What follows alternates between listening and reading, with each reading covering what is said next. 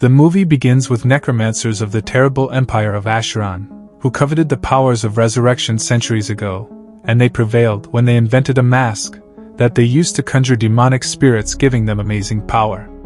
The mask was crafted from king's bones, and its strength was fueled by the pure blood of their daughters.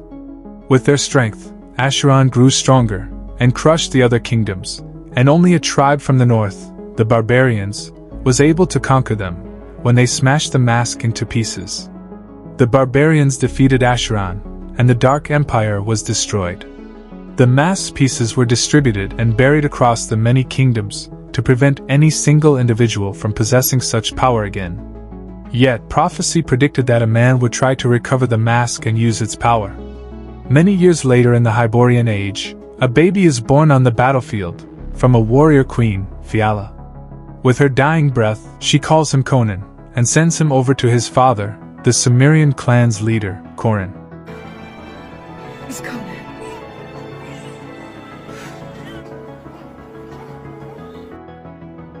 Conan was nurtured by a tiny clan of barbarians in Samaria. He's hungry to fight even before he's of age. This causes him to train more intensely than his peers, and even those older than him. Conan one day sends him and the other young lads of the clan into the wintry forest outside the hamlet, in a race to find Samaria's next young warrior.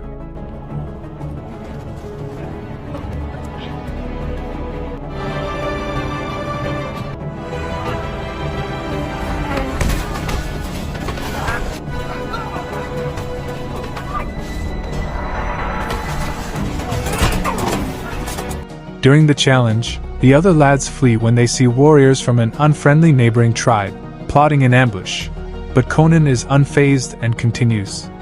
He is then trapped by the warriors, who want to execute him for trespassing.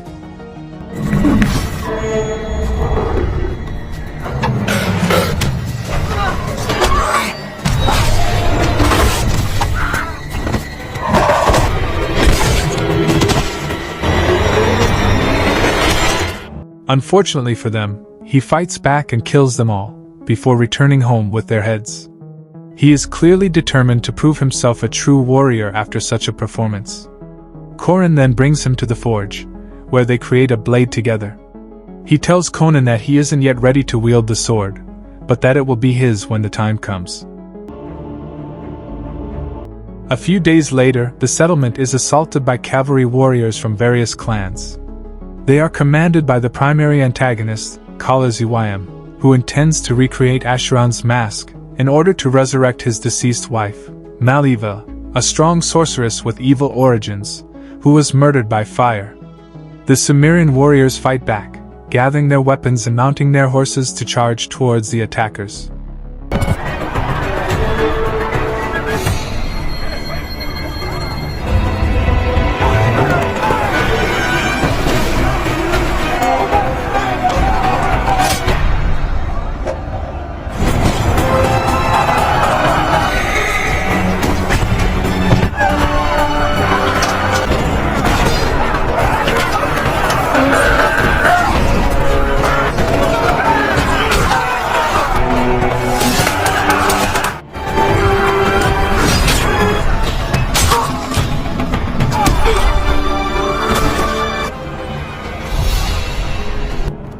No shame in kneeling.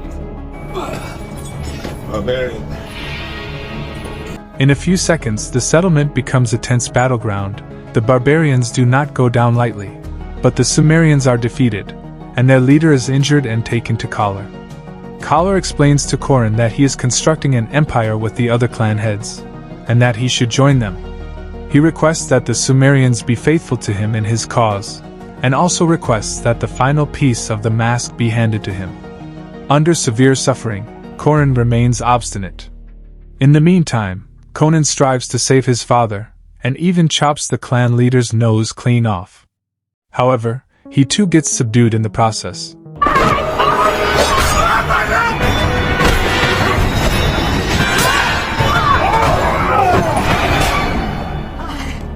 Kala then begs his daughter Marike, who possesses extraordinary abilities, to find the remaining shard of the mask, which she succeeds in doing.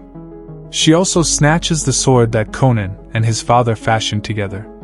Collar then sets fire to the settlement and flees with his soldiers. Meanwhile, in an attempt to facilitate Conan's escape, Conan sacrifices himself.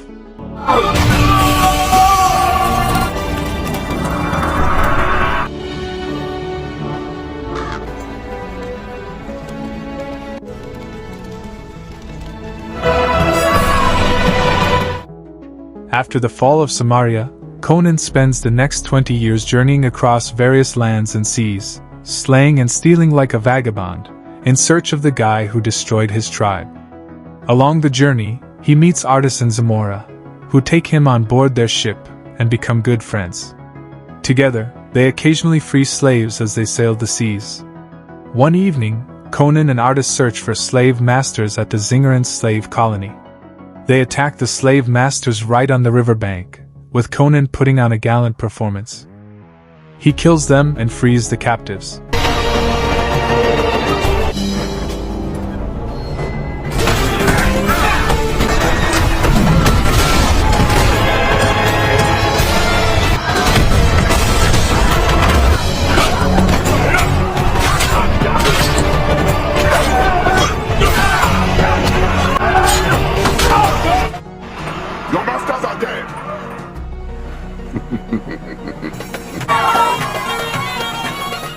After that, they transport the slaves to a nearby area by the sea, called Masancha, where they feast and celebrate their victory. At the feast, he recognizes one of the clan heads that invaded his town. The individual is identified as Lucius, the man whose nose he severed years ago. Lucius can be seen pursuing Elishan, an Argilan thief. Conan uses this chance to cause trouble with his men, before surrendering and being kidnapped by them. A couple of days later, and when the time comes, Conan attacks Lucius and defeats all of his guards.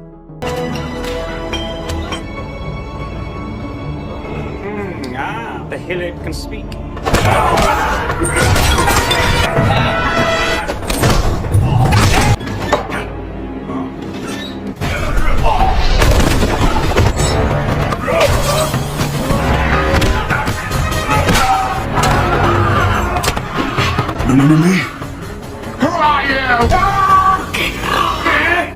He then begins to question him using a less sophisticated method of persuasion.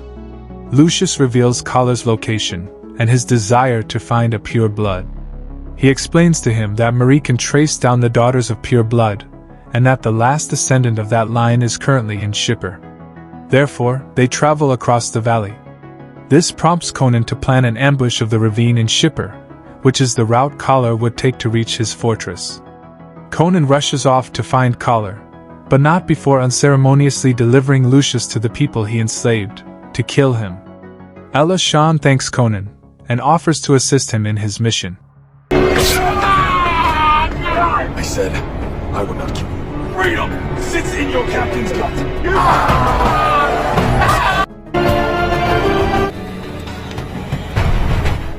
Meanwhile, Collar and his daughter are on their way to Shipper Monastery, where a pure-blood girl named Tamara lives. They lay siege to Shipper, and Tamara is assisted by a monk to escape, who is already aware of the prophecy. When Collar questions the monk, he refuses to snitch, and Collar murders him. He immediately sends Remo, one of his trusted men, to find Tamara. Remo pursues her and nearly captures her, but his plans are interrupted when Conan comes to her aid.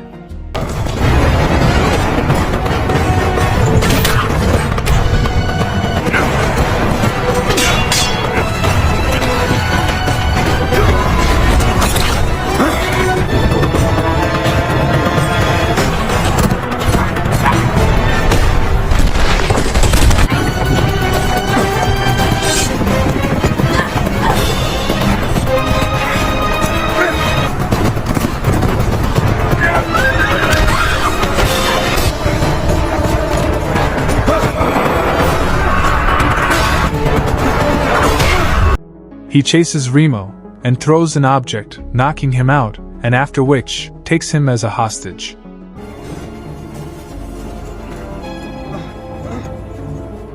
Later that night, Tamara and Conan talk about why he's pursuing Collar, and his plan to lure the enemy with Tamara as bait. Remo awakens and explains Tamara's worth, and why Collar is interested in her. In exchange for a large sum of gold, he pledges to return and notify Collar of her whereabouts. Conan agrees to let Remo convey a message, but omits the part of the plot in which he would kill him. The next morning, Conan uses Remo's corpse to send a note to Collar, requesting that he meet him alone at the shipper outpost to collect the girl. However, it's a trap.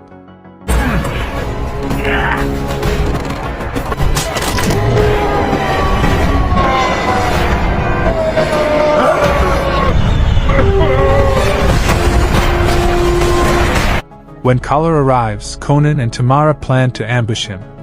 Conan rejects Collar's offer of gold and attacks him. He fights Collar one-on-one in a sword fight. Mary Kay summons the Sand Warriors, who make life difficult for Conan and Tamara.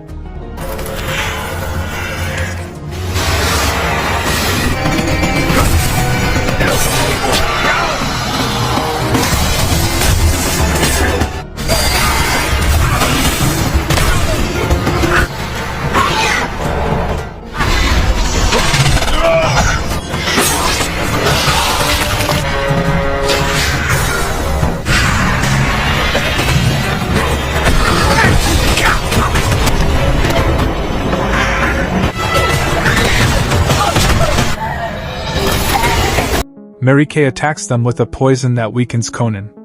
This allows Collar to land a lot of blows. In the end, the heroes eventually defeat the sand creatures and flee to the bay, where Artisan and his crew await them.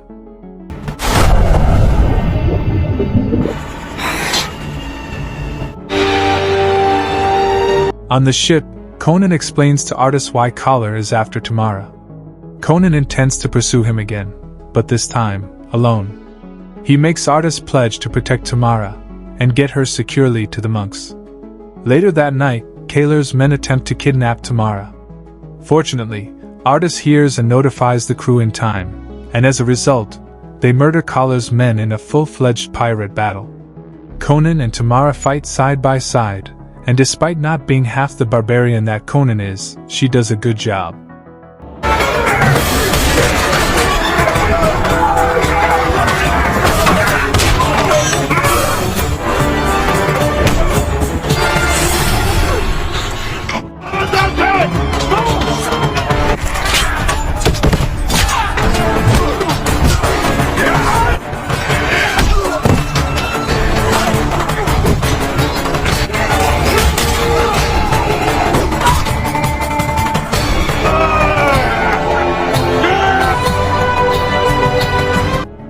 At dawn, Conan bids them farewell. However, Artis, being a good wingman, lets him go without the map of the shoreline, and then sends Tamara to get it for him. He gives her until the next day to return to the ship. When she finds Conan, she gives him the map. They spend the night together, and she slips back to the Artis's boat the next morning. On her journey back, she is ambushed by Collar and his men once more, but this time Conan is not there to defend her. When Conan learns she's been kidnapped, he tries to track her down in Kalba, but not before enlisting the best man for the job. He asks for help from Elishan, the top lock picker in Argilan. Welcome. You have made a mistake. Is she the pureblood? Meanwhile, at Kalba, Tamara is at the ritual that will awaken Asheron's mask and give Collar the power to resurrect his wife.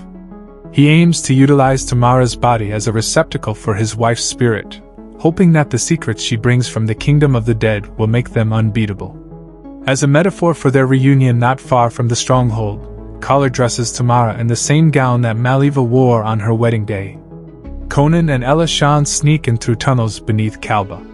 They pass underwater, and Elishan's skills come in handy when he picks all the locks and lets them into the citadel. They swim to the top, only to be dragged back down by a gigantic sea monster.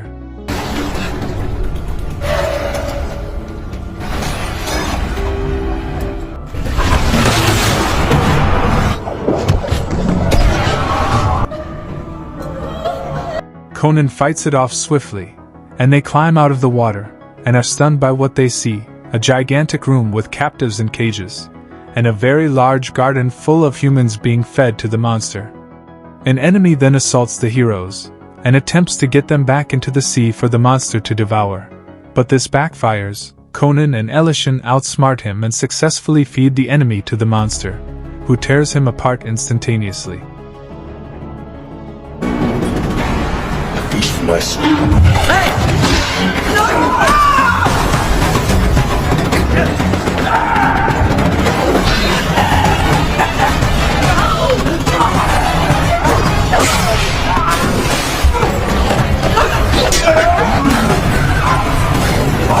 Get me out of here! Use the key! I cannot!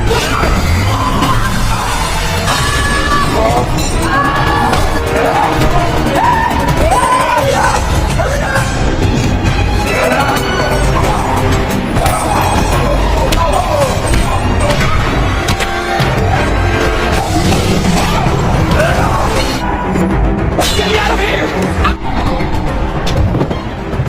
They escape from that chamber and ascend the stronghold, where they witness Kalar and his legion transporting Tamara to the Skull Cave, where the ritual would be executed.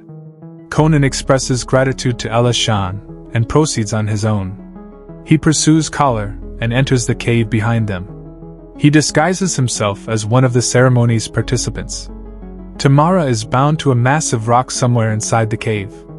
Mary Kay presents her father with the Sumerian sword she took from Conan's village earlier. Kalar then begins the rite, severing Tamara's chest with the blade. He places the mask behind the cut and allows blood to drip onto it. The mask begins to move as though it has come to life, and Kalar places it on his face. He feels the force surge through him, and believes he has finally earned the power from the mask, causing the earth to quiver and the cave to collapse. The mask then begins to summon Maliva, and in the meantime, Conan gets close enough and launches at him. The cave begins to crumble as a result of the huge surge of energy released by the mask, and everyone else at the ceremony flees, leaving only the heroes and villains alone.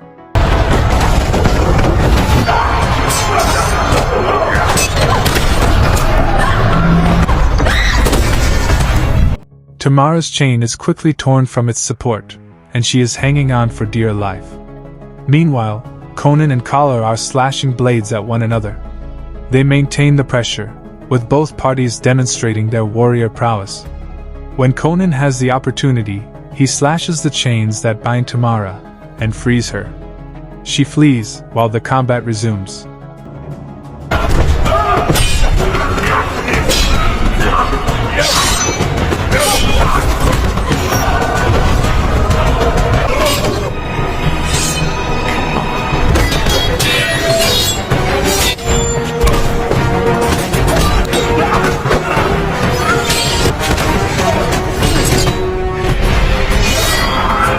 Elsewhere in the cave, Tamara tries to hide, but Mary Kay chases after her. Mary Kay tracks her down, and she has no choice but to confront her. She resists with everything she has, but Mary Kay is too powerful for her. Tamara, who has been tied to the ground and is about to have her face scratched off, appears to be doomed, but Conan comes to the rescue and saves her. He slashes Mary Kay's hand, and Tamara finishes the job, kicking her into the cave's quaking ditch. Mary Kay crashes into the gully and is impaled, dying instantly. Soon, Kalar discovers his daughter's body, and becomes even more outraged. He follows Conan and Tamara's route, and catches up with them when Tamara falls from the old wooden bridge leading out. The bridge can't last much longer, and Conan is using all of his remaining power to hold Tamara by a chain with one hand, anchoring to the bridge with the other. Kalar catches up with Conan, whose two hands are busy. He resumes the ritual, and summons Maliva. The possession begins, and Tamara, who still has some control over her body, begs Conan to let her go, so that Kalar can be defeated. Conan is determined to save Tamara, and when Kalar approaches, he rips off the section of the bridge where he stands, causing him to tumble into the ditch and die. The ceremony remains unfinished as a result of his death, and Tamara returns to normal. Conan uses the last of his energy to drag Tamara up the bridge, following which they flee.